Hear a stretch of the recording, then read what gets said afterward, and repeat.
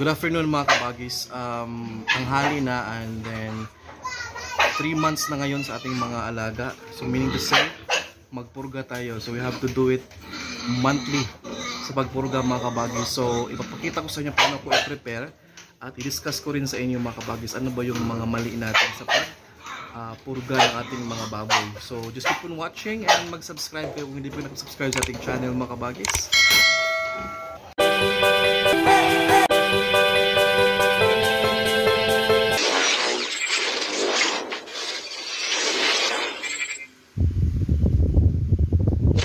So mga kabagis mag-prepare tayo no sa ating latigo.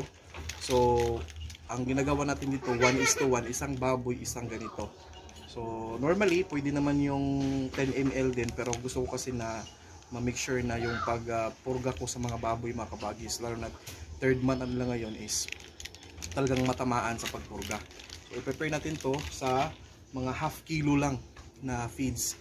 So i-mix ko to siya dito. After kong ma-mix, lagyan ng tubig, wait natin ng 3 to 5 minutes before natin ibigay sa mga baboy. So ito yun mga kabagis.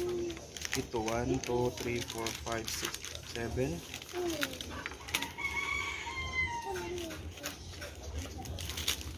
So pitong ganito mga kabagis, no?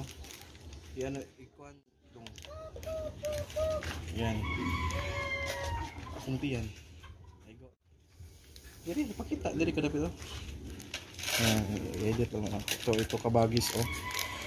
So, ganyan lang yung pag-prepare.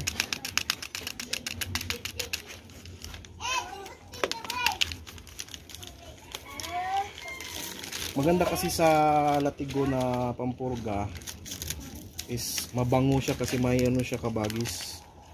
Hindi siya katulad sa ibang mga powder na pampurga na talagang mabaho at mapait. Mayroon siyang strawberry, mixed berries flavor. So maganda din siya sa mga pinupurga natin para hindi ganoon ka pangit sa panlasa nila yung purga.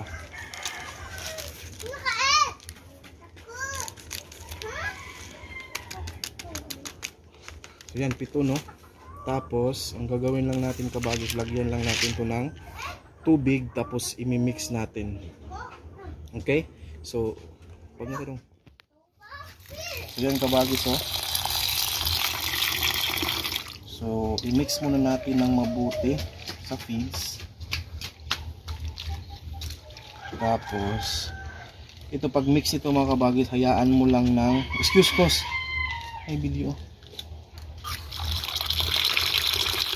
Hayaan natin ng mga 3 to 5 minutes. Tapos pwede na yan.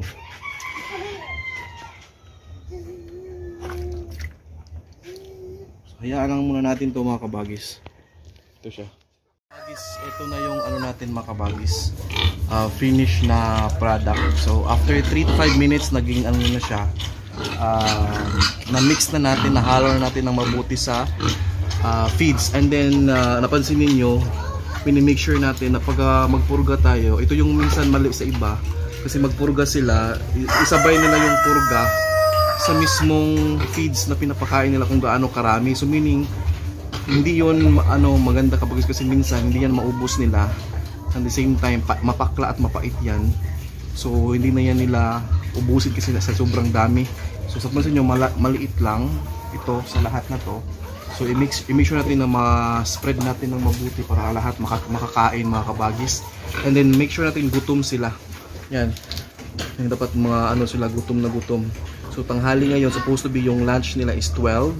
So ginawa natin ng 1 PM para talagang gutom na gutom sila at ubusin nila to kahit mapait. At dyan natin makita na maganda yung resulta kabagis sa purga. So pakita ko sa inyo. Liko.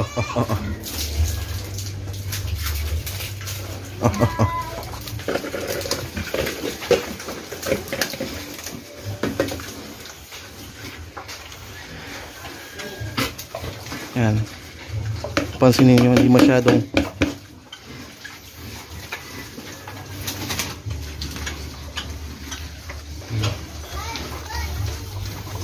isa napaitan yung isa. Pero ubusin nila yan, yung mga kabagis. Kasi maliit lang, konti lang yung feeds. Ayan mo, yung mga itsura nila, kakain sila.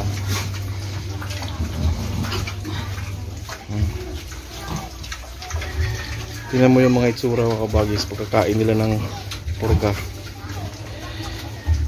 Ayaw na ayaw nila yung lasa na yan. Pero may iba kumakain talaga, oh. Inubos.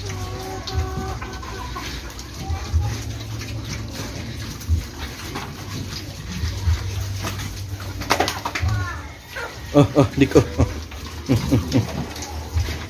So yan, pagkatapos ating ipurga, 'di ba, konting-konting feeds lang nilagay natin. Then after mga 30 minutes, ibigay natin yung feeds na gusto nilang maubos mga kabagis after that. Now ngayon, dahil malaki naman to sila, hindi naman to mga biik na kasi 3 months na nga. After natin to mapurga, kinabukasan pa natin sila paliguan. Pwede naman 'yun. Actually, yun yung mga ginagawa natin kapag nasa 2-3 buwan na mga baboy. Pero yung mga maliit pa talaga, like 1 month pa lang, or kakakuha lang natin sa binibilhan natin, then we have to wait 2 to 3 days paliguan. Kasi nga, yun yung sabi nila na kapag kapurga, kailangan doble ingat tayo dyan para hindi sila magkasakit, no? Walang mga side effect or mga ano-ano pa dyan na kinatatakutan natin sa mga alaga natin na mangyari. So yun, yan, almost na maubos. Tingnan nyo mga kabagis, ang konti lang yung feeds nilagyan ko pero nahirapan silang ubusin dahil nga iba yung lasa sa purga. So mayroon tayong mga strategy dyan mga kabagis. Mag-ano tayo, sinishare ko sa inyo yung mga strategy ko. Kasi yan, talagang maubos nila yan kahit pa konti-konti lang. Pabalik-balik sila dyan. Gutom na yan eh. So kailangan nilang maubos yan before natin bigyan ng feeds na walang purga. So yun, minsan ang mali sa iba kasi, yun, na-mention ko na nga, ilagay lahat doon sa mismong dami ng feeds na binibigay nila na normal na pakain. Tapos hindi maubos, and then kung hindi maubos, yun meaning kasi hindi nakain lahat yung purga sa ating alaga. So hindi ganun ka effective ang kalalabasan yan kung ganyan yung ating setup mga kabagay sa pagpurga. So kung hindi maubos lahat, hindi maganda yung resulta.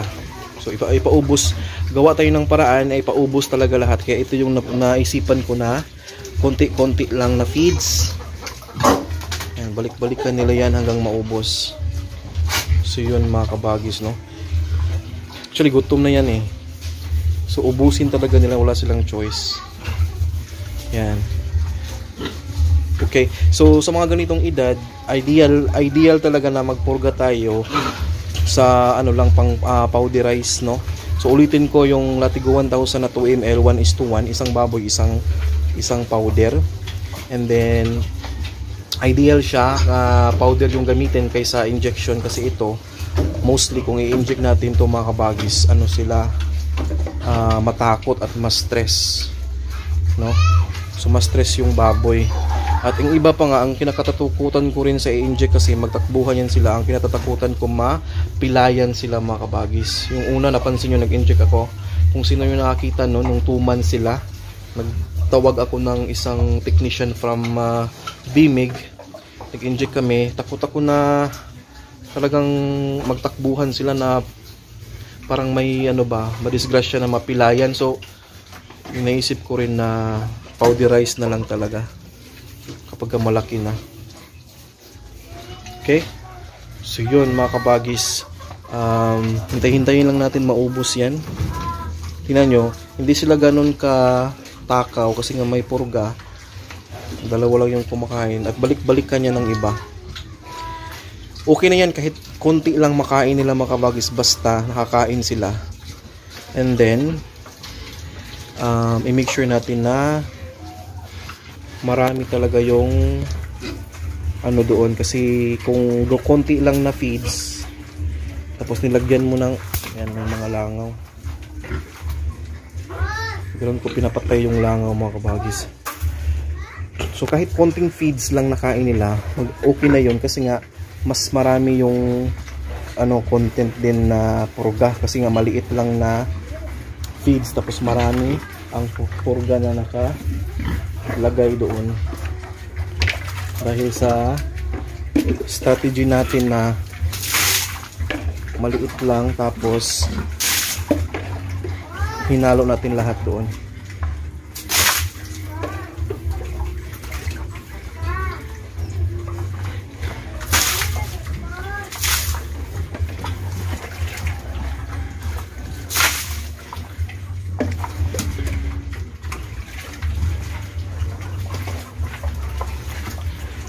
So yan. So bukas ko na to paliguan mga kabagis. So, pero pwede pa rin kayong maglinis, yung palinisan lang, yung padaanan lang ng tubig yung kanilang flooring, pero yung paliguan talaga na literal na paligo, bawal daw yun. Wala din akong masyadong yung connection doon, pero yun sabi ng mga ng mga technician, even yung mga veterinarian na minsan nakausap natin na bawal daw talaga paliguan.